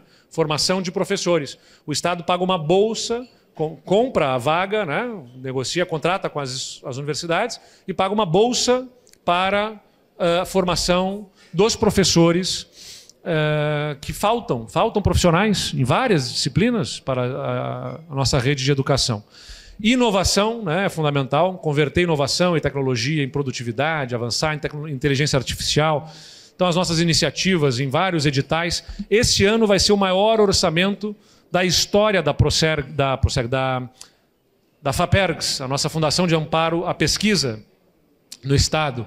Então, sairão aí muitos editais de incentivo para a inovação no Estado, para a academia, para estudos, e sempre priorizando a associação academia e empresa, né? Essa pesquisa tem que virar PIB. A gente tem que transformar cada vez mais, né? Conectar cada vez mais isso, para não simplesmente financiar estudos que depois ficam num belo artigo publicado, guardado numa gaveta ou numa estante, mas que não agregam resultado para a nossa economia.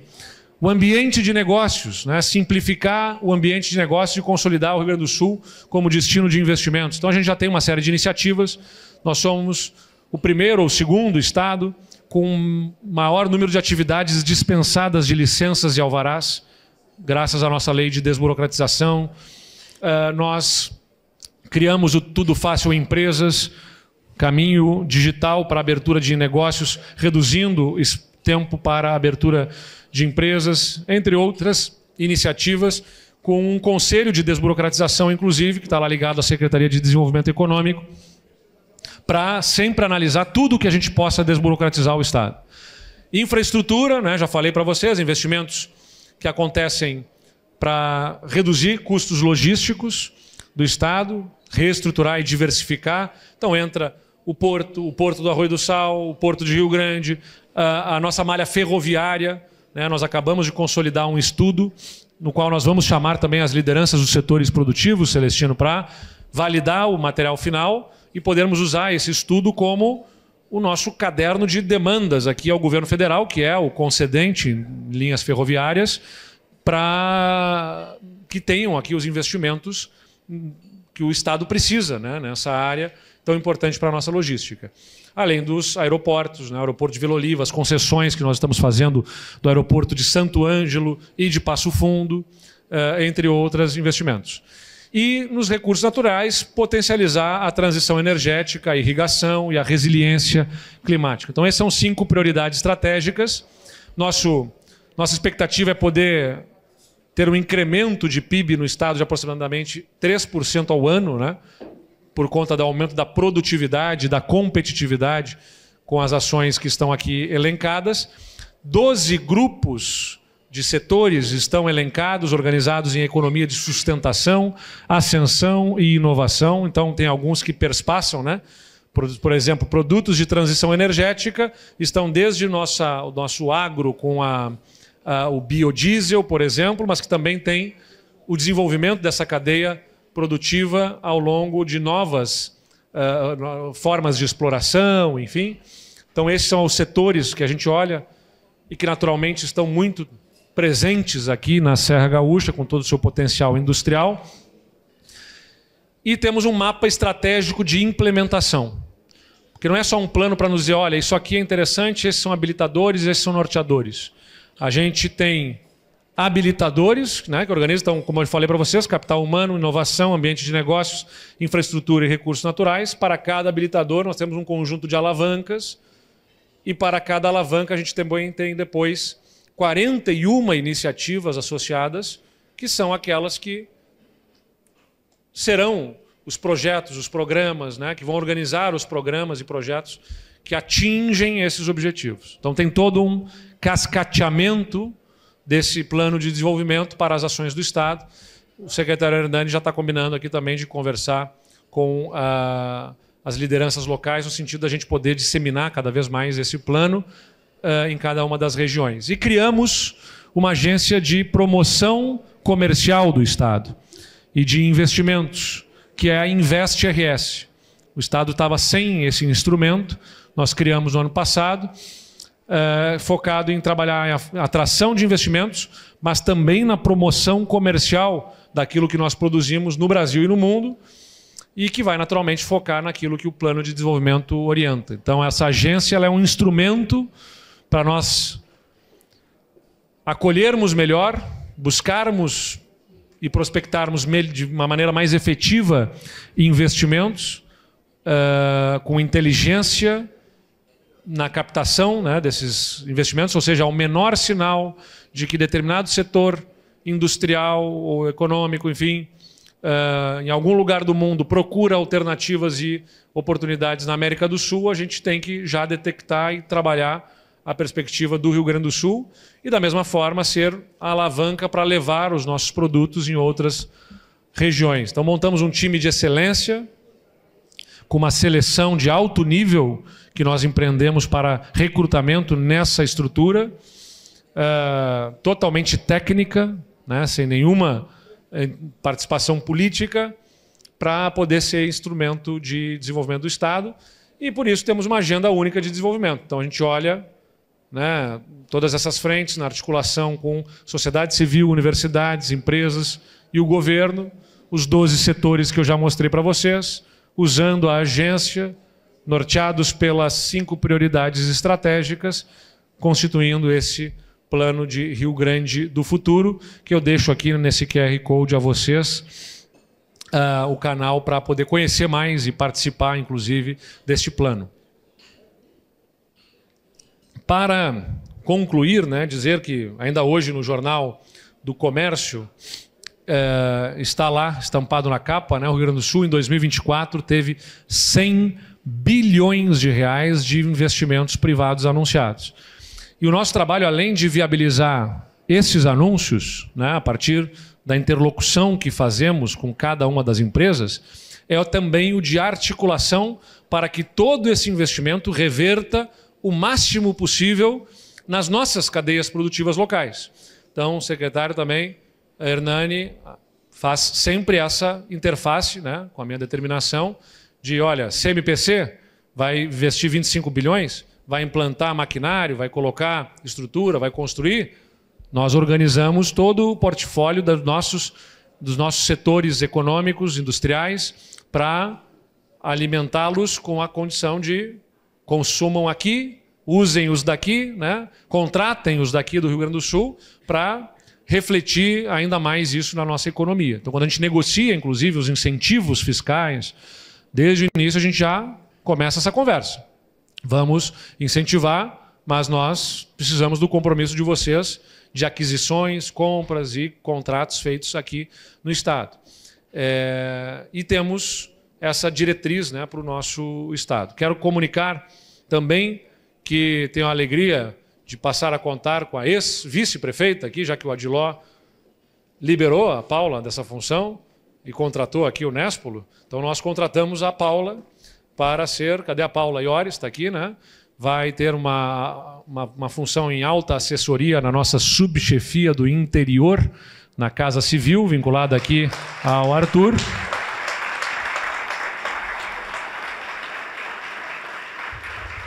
Para aproveitar todo o seu conhecimento aqui também, a partir, né, de ter integrado o governo municipal, de toda a interface com a região, ser um elo ainda mais forte entre o governo do Estado e a região, né, para poder nos subsidiar, articular a relação com prefeitos, com lideranças nos diversos setores e nos ajudar a trazer de uma maneira mais efetiva ainda todas as nossas ações aqui para a região da Serra. E encerrar dizendo que estou muito confiante com o futuro do Rio Grande do Sul. Tem desafios enormes aí pela frente na economia nacional, nas incertezas globais. Mas o que nós sofremos de dor enorme no nosso ano de 2024, por conta da calamidade, de outro lado, foi a oportunidade de demonstração da solidariedade, da força do nosso povo, e será também um momento de reconstrução e de investimentos que vão ajudar a nossa economia a se modernizar. Conversava com a Coca-Cola, por exemplo, teve seu parque industrial lá na capital afetado. Estão investindo, né, pelo menos 800 milhões de reais na indústria, naquela indústria, naquela unidade, e me reportavam. No final das contas, governador, vamos sair desse episódio com a nossa fábrica mais moderna no Brasil e uma das mais modernas que nós temos no continente, da FEMSA, que é a Coca-Cola FEMSA que faz a produção, a do Rio Grande do Sul. As nossas estradas vão também, por esses investimentos que vamos fazer, não apenas vão ser reconstruídas, como vão ficar melhores em relação ao que eram antes. Os investimentos todos para a resiliência do Estado vão nos fazer subir de patamar. E, portanto, nós vamos ser ainda mais competitivos e mais produtivos aqui no Estado a partir desses investimentos. E dizer a vocês que quem ainda, de alguma forma, olhe para o nosso governo com alguma desconfiança ou algum receio, que eu acho que não se justifica, eu peço messa. Pode medir com qualquer outro governo, em qualquer área. Moradias, habitação, nenhum governo terá construído no Rio Grande do Sul, tanto em habitação como este governo. Na saúde, nós saímos de 1 bilhão de dívidas para 1 bilhão de investimentos. Pagamos as dívidas e abrimos 1 bilhão de investimentos, inclusive o Hospital Geral aqui de Caxias do Sul, que teve as obras concluídas com recursos do governo do Estado. Nas estradas, nós saímos da 16ª posição no ranking da qualidade das estradas no Brasil para a 7ª posição, à frente das estradas de Santa Catarina, por exemplo, onde nós temos o ranking da Confederação Nacional dos Transportes, que avalia, ano após ano, a qualidade das estradas, e o Estado do Rio Grande do Sul subiu 9 posições neste ranking. Nós avançamos em educação com os programas que eu já mencionei, seja no tempo integral, no uniforme, e também agora nas reformas das escolas, entre elas a Cristóvão de Mendonça, simbólica aqui em Caxias do Sul, que recebe 20 milhões de reais de investimentos, totalmente reformulada a escola na sua infraestrutura.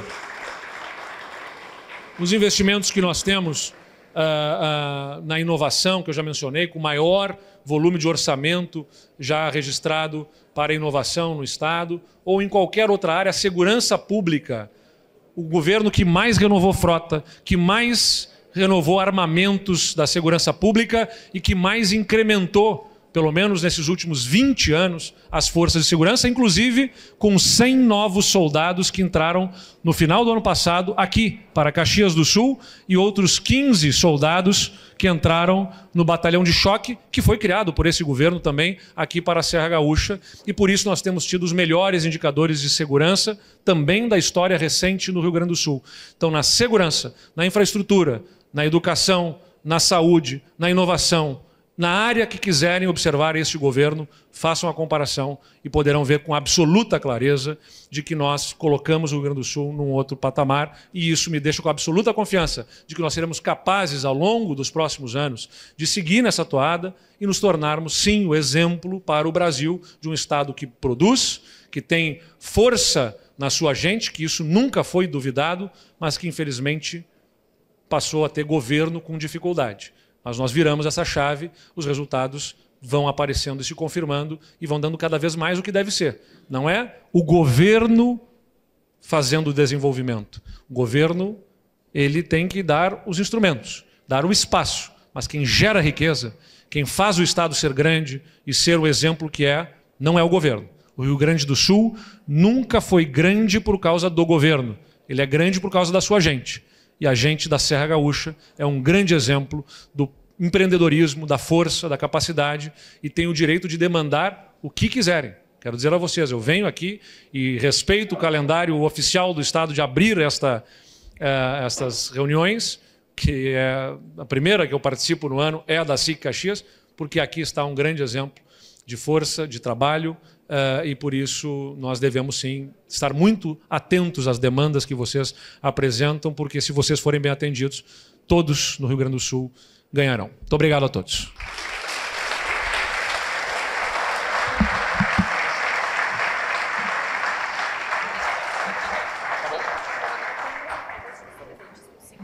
Em um ato contínuo, eu convido, então, a comitiva da Festa das Colheitas para a entrega de um convite ao governador.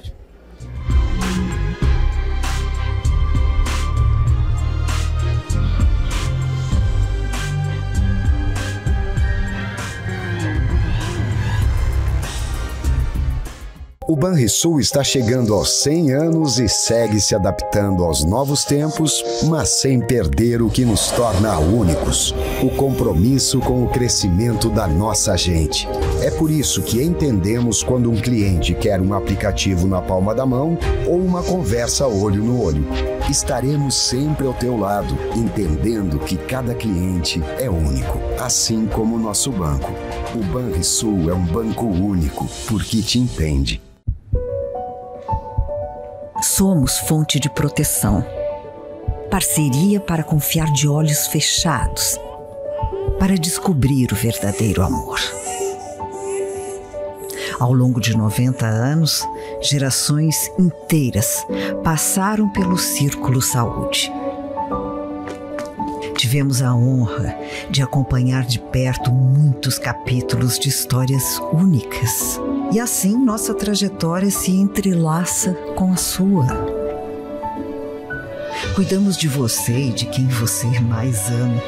Vibramos a cada passo e criamos confiança uns nos outros. Somos preocupados e protetores. Somos exigentes, inquietos e inovadores. Nosso cuidado está em cada detalhe. Somos tecnológicos na medida certa. Humanos em tudo que fazemos. Cada transformação é uma extensão do nosso compromisso em te ver bem.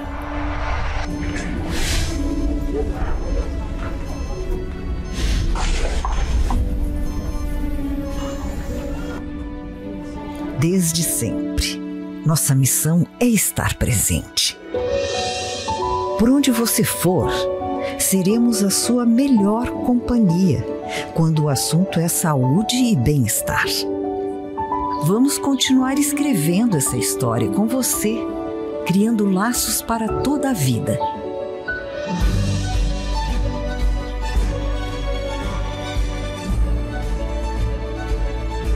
Círculo Saúde 90 anos. Uma vida toda de proteção e confiança.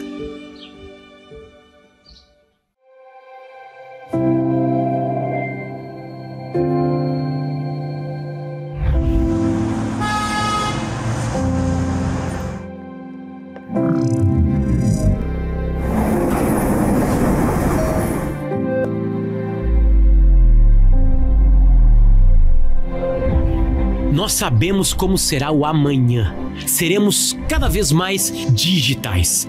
Mais do que isso, vamos pensar, planejar e atuar como nativos digitais. Somos experts em conteúdo, mas seremos reconhecidos como referência em novos formatos, linguagens e experiências. Vamos surpreender o público, os clientes, o mercado. Vamos guiá-los por esse universo instantâneo, viral, em tempo real, em permanente movimento. Seremos o maior e mais relevante player em conteúdo digital de jornalismo, esportes e entretenimento do sul do Brasil. potencializando e expandindo nossos negócios tradicionais pelos quais já somos tão conhecidos. Ampliaremos nosso portfólio para o mercado com produtos e soluções digitais para a construção de marca e performance, crescendo junto com os nossos clientes e impulsionando seus resultados. Seremos ainda mais inovadores, oferecendo conteúdos, produtos e serviços que todos vão querer ler, assistir, ouvir, assinar, consumir. Seremos ainda mais criativos e criadores. Seremos co-criadores, com colegas, com parceiros, com a audiência, com as novas tecnologias, com as novas oportunidades. Seremos ainda mais ágeis, simples, integrados, leves. Precisaremos ser capazes de sair da caixa, do script. E seguiremos protagonistas, seguiremos relevantes, seguiremos parceiros de negócios. E tudo isso sem perder o olho no olho, avançando na conexão com os gaúchos, com as nossas pessoas. Seja parte deste futuro. Conecte a sua marca a pessoas, ideias, conteúdos de qualidade. Mude a perspectiva, a rotina, a cultura.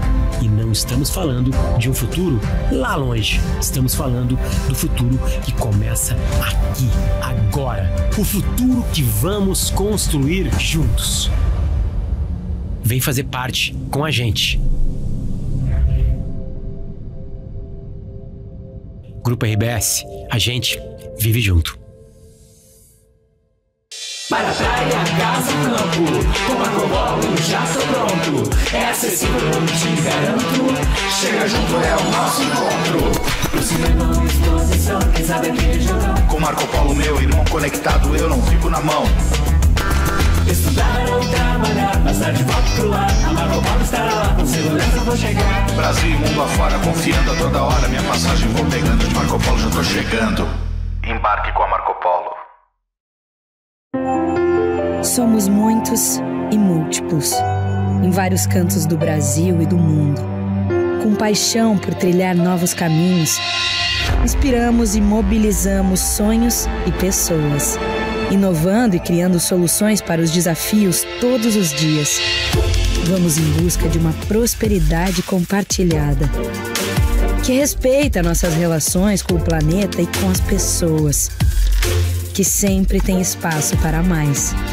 Uma nova ideia, um novo produto, um novo serviço, que cria um futuro sustentável em conjunto com um novo jeito de pensar e fazer a mobilidade. Somos formados por gente que sabe que num mundo tão dinâmico como o nosso, manter-se em movimento é fundamental. É assim que seguimos, com apetite pelo amanhã e muita coragem para viver o futuro. Incansáveis, inquietos, evoluindo para conectar pessoas e riquezas, gerando prosperidade. As empresas Randon agora são Randon Corp.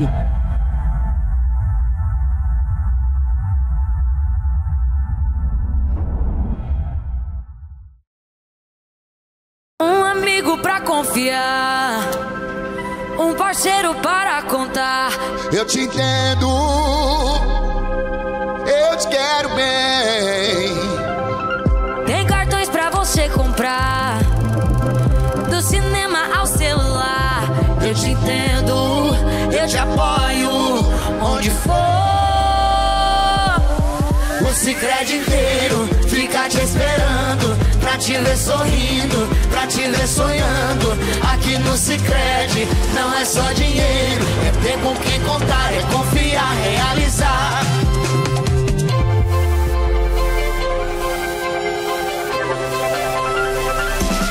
Viver com maneira não é só dinheiro, é ter um parceiro. Eu sou o Sicredi, tô no Brasil inteiro. Abra uma conta no Sicredi. É mais que cartões, créditos e investimentos. É ter com quem contar ao seu lado.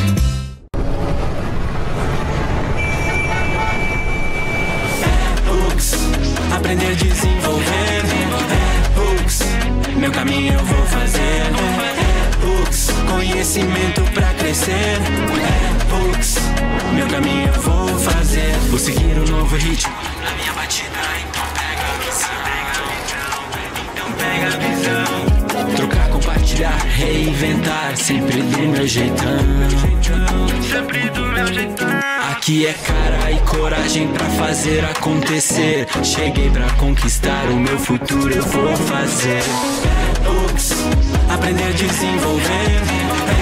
Ux, meu caminho eu vou fazer. Ux, conhecimento pra crescer. Ux, meu caminho eu vou fazer. A UX é pra você, faz teu caminho, vem pra UX. Faça o vestibular, provas online, todas as segundas e quintas-feiras. Acesse ux.br e inscreva-se.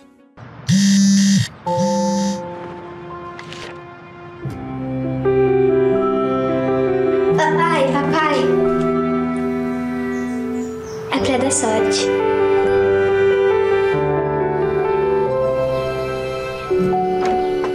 Deu certo, papai? Deu certo, filha. O crédito que gera o desenvolvimento transforma a vida de milhares de famílias. BRDE. É muito bom poder olhar para trás e ver de onde veio o meu resultado. A certeza de eu ter sido preparada para estar onde estou reforça que fiz a escolha certa. O dia em que descobri que poderia aprender tantas coisas novas. A satisfação de vivenciar projetos únicos que marcaram para sempre meu caminho. Quando me foi apresentado o futuro. Saber que meu aprendizado me ajudou a me tornar uma cidadã responsável com a sociedade, indo além dos livros didáticos. O mundo evolui constantemente. E as ameaças cibernéticas estão cada vez mais automatizadas e diversificadas.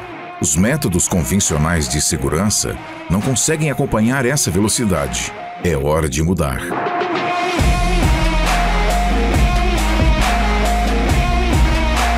Somos a IT Brasil, líder em segurança cibernética e proteção de dados, com ampla variedade de serviços gerenciados. Há mais de 20 anos protegemos empresas com soluções de ponta de forma integrada. Nosso compromisso é tornar simples todo o processo, com agilidade e suporte. A arquitetura de sistemas nos possibilita ter uma plataforma de alto nível. Com a IT Brasil, você obtém economia com segurança máxima. Nosso gerenciamento possui integração com os mais diversos sistemas. O foco é evitar paradas inesperadas. Nosso portfólio abrange segurança cibernética, hardware, software, backup e replicação, serviços gerenciados e consultoria. Oferecemos soluções completas em todos os níveis, pois as ameaças crescem de forma acelerada, causando inúmeros prejuízos para as empresas. A IT Brasil protege a sua empresa com eficiência e agilidade. IT Brasil. Inovação e tecnologia.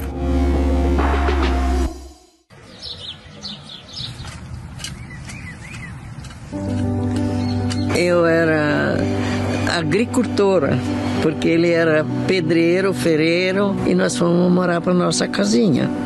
Então eu disse assim, o que eu vou fazer? Eu vou virar essa terra.